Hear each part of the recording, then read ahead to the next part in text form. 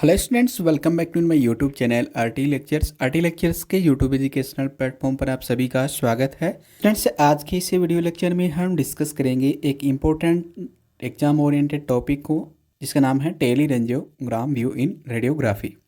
Radiography में टेलीरेंजियोग्राम view को हम जानेंगे, इसकी डेफिनेशन को, इसके पर्पज को, किस उद्देश्य से हमें ये व्यू किया जाता है हमारे रेडियोग्राफी के अंदर, और साथ ही जानेंगे इसकी टेक्निक्स, इसके एडवांटेज, इसके डिसएडवांटेज। इन सभी को हम सिस्टमेटिकली समझेंगे, जो आपके थ्योरी एग्जाम के पॉइंट ऑफ व्यू से काफ़ी इंपॉर्टेंट रहेगा और काफ़ी हेल्पफुल रहेगा। So let's begin today session with complete focus on teleroentgenogram. First हम डिस्कस करेंगे इसके डेफिनेशन, मतलब कैसे हम इसको एग्जाम के अंदर डिफाइन करेंगे।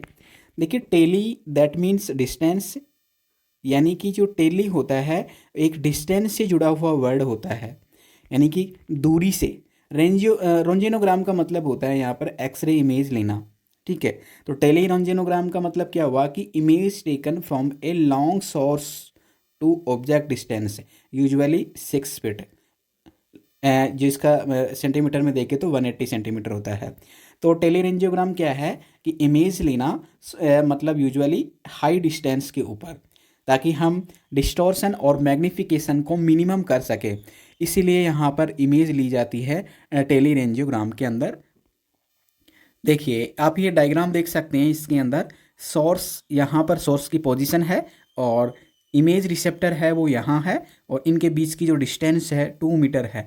आप एग्जाम के अंदर इस तरह का डायग्राम भी बना सकते हैं यदि टेलीरेंजियोग्राम आता है तो।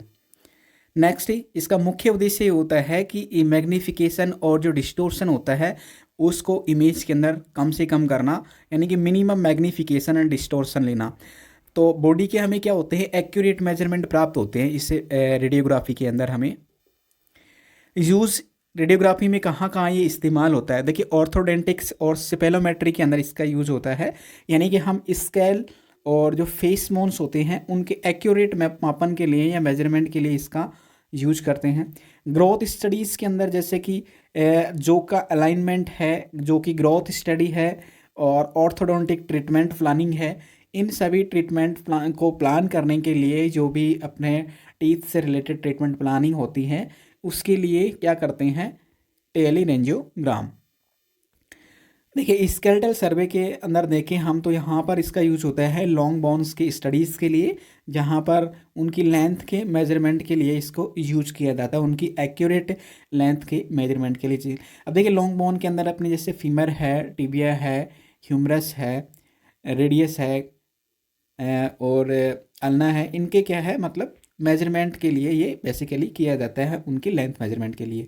और साथ ही जो अपने लिम्स है, अपर लिम, लोअर लिम, उनके डिस्क्रिपेंसी को चेक करने के लिए भी, डिटेक्ट करने के लिए भी ये किए जाते हैं। यानी किसी पर्सन के अंदर क्या है, एक लिम्ब जैसे राइट लिम्ब छोटा है और लेफ्ट लिम्ब बड़ा है, तो उस डिस्क्रिपेंसी को भी चेक करने के लिए हम यहाँ पर ये इमेज लेते हैं। और दूसरी बात यहाँ पर ध्यान रखना ये है कि टेलीरेंजियोग्राम के अंदर हम जो इमेज लेते हैं, इमेज रिसेप्टर लेते हैं, उसका साइज़ बहुत बड़ा होता है, ताकि पूरे बॉडी के पूरे कवर पार्ट को हम कवर कर सकें।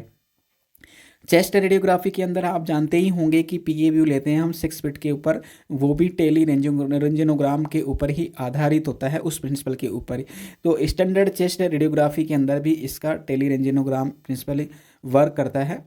और डिस्टेंस यदि हम ज़्यादा करते हैं इसके अंदर, चेस्ट रेडियोग्राफी के अंदर, तो उसके इसमें क्या होता है कि जो अपने जो साइज़, जो हार्ट का साइज़ होता है वो तो क्या हो जाता है, इंक्रीज हो जाता है, और यहाँ पर जो अपने लंग्स का साइज़ है, लंग्स का फील्ड है, वो क्या हो जाता है, डिक्रीज हो जाता है।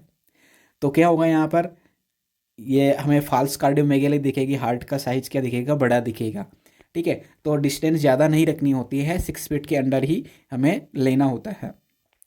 टेक्निक्स की बात करें तो किस टेक्निक्स, कौन सी टेक्निक यूज होती है। देखिए, सोर्स से इमेज की डिस्टेंस जनरली यूज़ की जाती है इसके अंदर 6 फीट या फिर 180 सेंटीमीटर। पेशेंट की पोजीशन, चेस्ट रेडियोग्राफी के अंदर पीए स्टैंडिंग चीन अप होती है और शोल्डर्स फॉरवर्डली आगे की तरफ होते हैं। स्कल की बात करें, स्कल रेडियोग्राफी में हम लेटरल और पीए सेपेलोमेट्री की पोजीशन के अंदर व्यू लेते हैं। लॉन्ग बोन का हम स्टैंडिंग व्यू लेते हैं लिम्स के साथ में।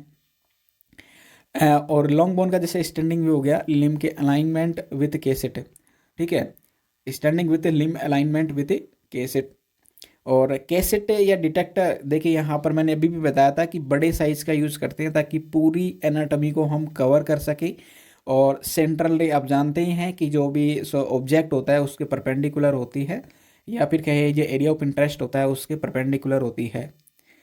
एडवांटेज यानी कि इसके क्या क्या फ़ायदे हैं, एडवांटेज की बात करें तो सबसे पहला एडवांटेज है कम मैग्नीफिकेशन हमें देखने को मिलता है। उससे अपन क्या करते हैं, किसी भी एनाटॉमिकल स्ट्रक्चर का एक्यूरेट साइज हम यहाँ पर ले सकते हैं। मेजरमेंट इसके क्या होते हैं, विश्वसनीय होते हैं, रिलायबल होते हैं। चेस्ट हो, स्कल हो या फिर लॉन्ग बोन्स हो, इनके मेजरमेंट एक्यूरेट मिलते हैं, यानी कि हम कह सकते हैं कि बेटर डायग्नोस्टिक एक्यूरेसी हमें यहाँ पर प्राप्त होती है।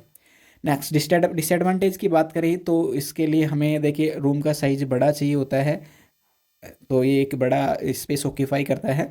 और एक्सपोजर थोड़ा हमें ज़्यादा बढ़ा के देना पड़ता है। तो डिस्टेंस, क्योंकि यहाँ पर डिस्टेंस इंक्रीज हो जाती हैं, देखिए इमेज जो कि अपने एक्सरे की जो इंटेंसिटी आती है डिस्टेंस के अनुसार कम हो जाती है, इसलिए हमें क्या होता है इंटेंसिटी इंक्रीज करके देनी होती है, यानी कि एक्सपोजर फैक्टर से बढ़ा के देने पड़ते हैं इसके अंदर। पोर्टेबल और बेड साइड एक्सरे वाले केसेस के अंदर ये पूरी तरह पॉसिबल नहीं है, वो हो पाता है कि हम टेलीरेंजेनोग्राम व्यू ले सके।